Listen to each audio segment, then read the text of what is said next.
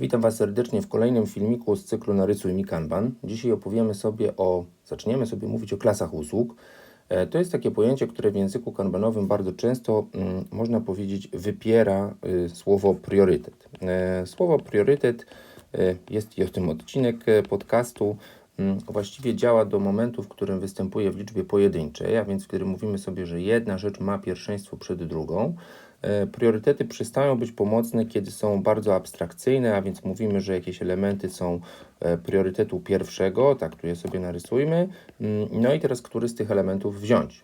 Jeśli wszystko jest priorytetu pierwszego albo wiele elementów, no to może jest jasne, żeby wziąć to ponad jakiś priorytet P2, ale nadal mamy pewną wątpliwość, co z tym zrobić, które z nich wziąć.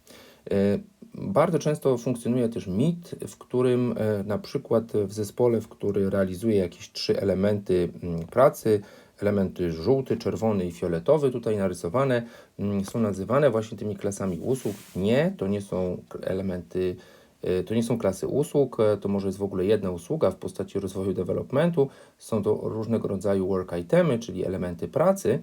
I te elementy pracy mogą 1 do 1 lub 1 do wielu mapować się właśnie do klas usług. Co to oznacza? Spróbujmy sobie narysować taki scenariusz. Dajmy na to, że jestem osobą, która zajmuje się pracą w tej następnej po next kolumnie. To może być IT, ale to może być marketing czy jakikolwiek inny obszar. No i teraz staję przed pytaniem, co wziąć jako pierwsze. Pojawi się problem, czy żółte, czy czerwone, czy niebieskie, czy też fioletowe.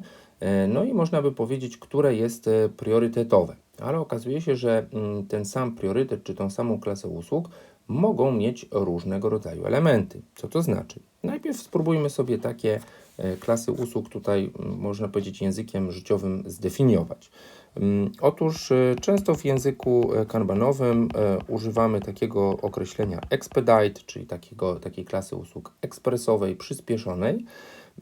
Używamy klasy standardowej, a więc mówimy sobie, to jest zadanie, które nie zasługuje na traktowanie takie właśnie uprzywilejowane w systemie. Bardzo często, kiedy zamawiamy coś przez internet albo korzystamy z jakiejś usługi, no to dopłacamy na przykład za to, że ona zostanie zrealizowana szybciej albo krócej. No i podobnie tutaj można by tak to rozpatrywać.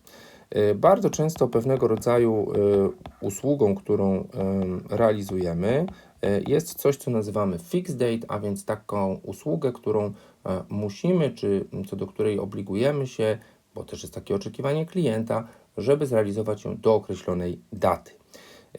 Które teraz z zadań może mieć jaką klasę usług? Otóż to nie jest takie oczywiste.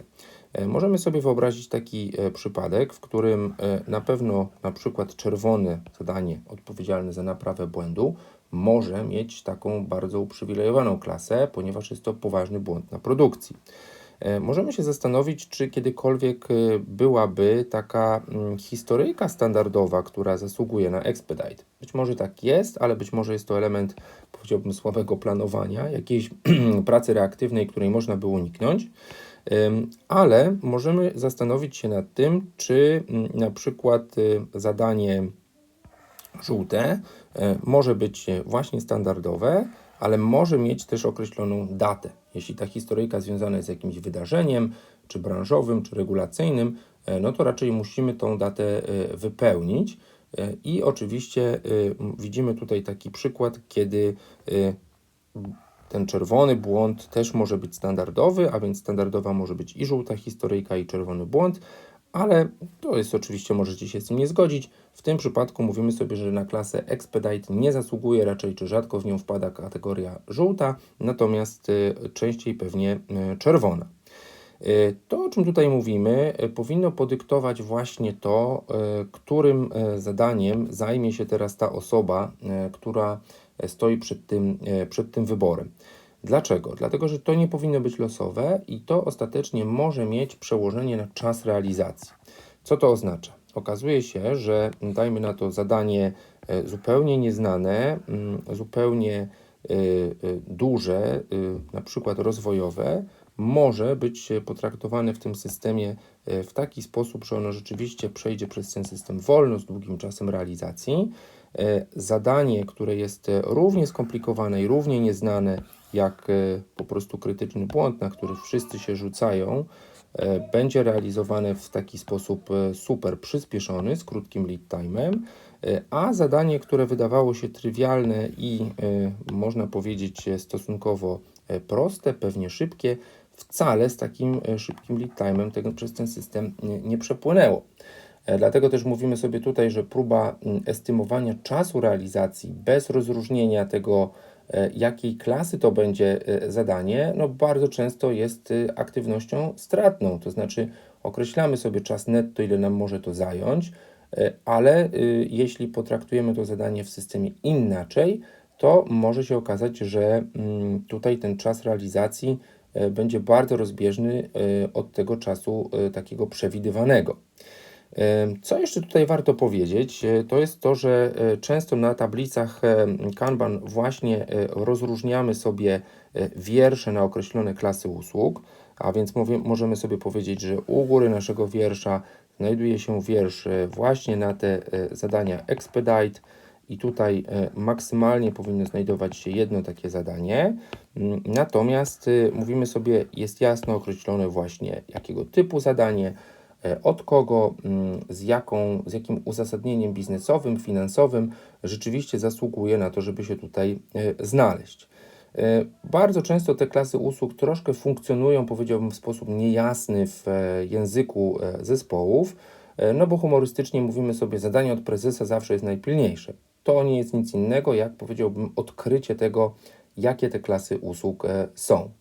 Bardzo często, jeśli mówimy, że nie wiemy, po czym wyróżnić te klasy usług, to pierwszym takim, można powiedzieć, czynnikiem powinien być koszt opóźnienia, a więc ile nam ubędzie, ile stracimy, ile nie zyskamy, bo można to patrzeć z obu stron. Jeśli tego zadania nie dostarczymy, na przykład na określoną datę, tu mówimy o tej klasie fixed date, albo jeżeli z jakimś dużym opóźnieniem dostarczymy zadanie standardowe.